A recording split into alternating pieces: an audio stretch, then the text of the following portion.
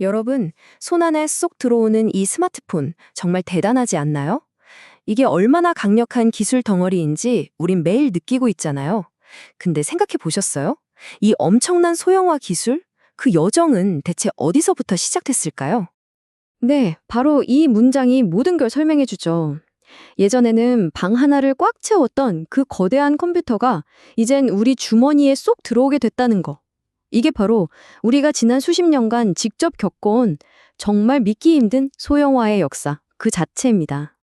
자, 그런데 여기서 진짜 중요한 질문이 하나 생깁니다. 만약에 말이죠, 이 평평한 2차원 공간에 더 이상 뭔가를 우겨 넣을 수 없게 되면, 그러니까 공간이 바닥나면 어떻게 될까요? 기술은 과연 어디로 가야 할까요? 네, 바로 이게 오늘 우리가 파헤쳐 볼 이야기의 핵심 갈등이라고 할 수 있겠습니다. 자, 그래서 오늘 여정은 이렇습니다. 먼저 무어의 법칙이라는 거대한 벽에 꽝 하고 부딪히는 것부터 시작할 거고요.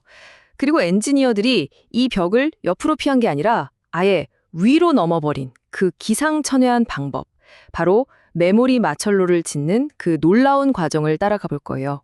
그리고 마지막엔 이 혁신이 우리 미래를 어떻게 바꿔놓을지 함께 상상해보는 시간을 갖겠습니다. 네, 모든 이야기엔 시작점이 있기 마련이죠. 우리 이야기의 출발점은요, 수십 년 동안 디지털 혁명을 이끌어온 심장 같은 존재, 바로 그 무어의 법칙이 삐걱거리기 시작한 바로 그 순간입니다. 도대체 무슨 일이 있었던 걸까요? 정말 수십 년 동안 이 법칙은 마법 같았어요. 우리 기술을 더 빠르게, 더 작게, 그리고 훨씬 더 강력하게 만들어줬으니까요. 2년마다 성능이 2배가 된다. 이 예측 가능한 공식 덕분에 지금 우리가 쓰는 스마트폰 같은 혁신이 가능했던 거죠. 자, 이 그래프를 한번 보세요. 이게 바로 그 한계를 아주 적나라하게 보여주고 있습니다.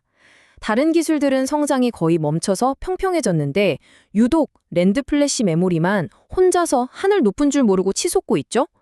하지만 이건 사실 굉장히 위태로운 질주였어요. 왜냐하면 평평한 2차원 공간에 어떻게든 더 작게, 더 빽빽하게 쑤셔넣는 방식이었거든요. 이건 뭐 언젠가는 물리적인 벽에 부딪힐 수밖에 없는 운명이었던 거죠. 그럼 엔지니어들이 그렇게나 매달렸던 이 평평한 세상을 지배했던 건 대체 뭐였을까요? 네, 바로 우리한테 너무나도 익숙한 이름이죠. 바로 2D 랜드 플래시입니다. 네, 맞아요. 우리 스마트폰이나 SSD의 혁명을 일으킨 바로 그 기술이죠. 비유하자면 넓은 땅에다가 단층 집을 쫙 짓는 거예요.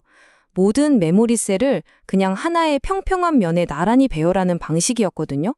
그런데 바로 이 방식이 아이러니하게도 기술 발전의 발목을 잡는 거대한 벽이 되어버린 겁니다. 자, 땅이 꽉 찼어요. 그럼 어떻게 해야 할까요? 여기서 엔지니어들이 내놓은 해답은 정말 놀랍도록 단순하면서도 기발했습니다.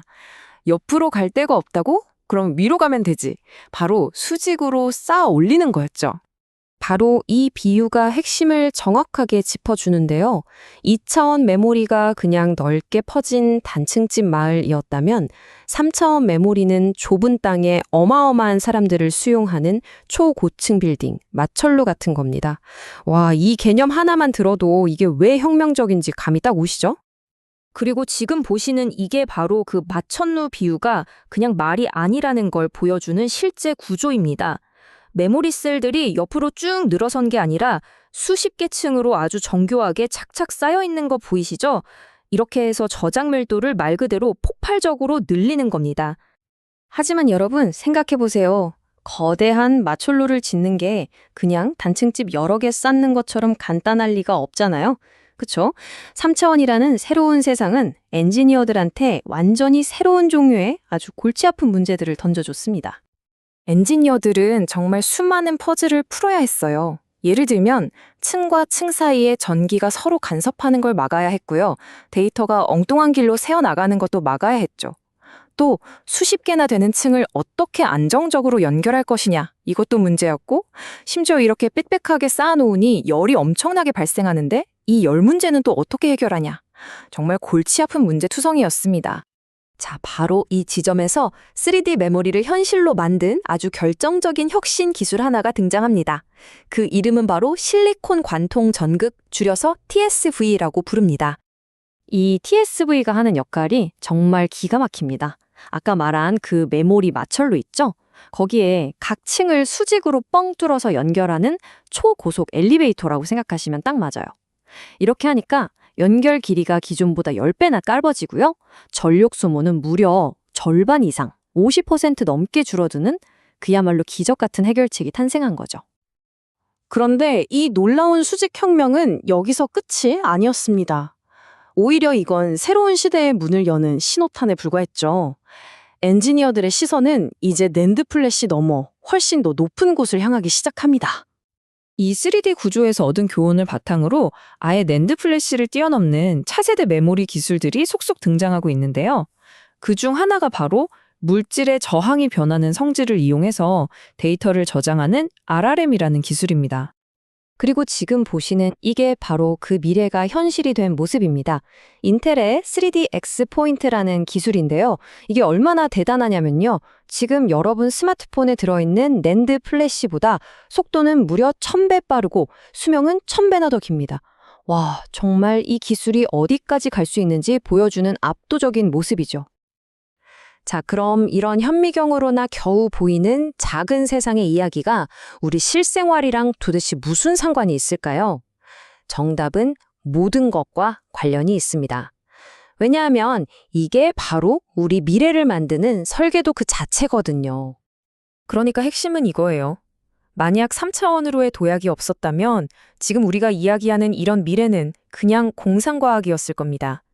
예를 들어서 위급한 순간에 사람 목숨을 구하는 결정을 순식간에 내리는 자율주행차, 또 날이 갈수록 나를 더 잘 알아주는 인공지능 비서, 그리고 이 거대한 인터넷을 떠받치는 새로운 스토리지 르네상스 시대까지 이 모든 것의 시작이 바로 이 작은 칩 안에 있다는 겁니다. 이 마지막 문장이 이 기술 변화의 스케일이 얼마나 어마어마한지를 상징적으로 딱 보여주네요. 한때 주머니를 가득 채웠던 기술이 이제는 우리 몸속에 혈액세포 하나 특이 안으로 들어간다는 거잖아요. 자, 기술이 이렇게까지 작아진 세상에서 우리는 과연 이걸로 어떤 거대한 생각들을 현실로 만들어낼 수 있을까요? 바로 이것이 3D 메모리 기술이 우리 모두에게 던지는 무한한 가능성으로 가득 찬 질문이 아닐까 싶습니다.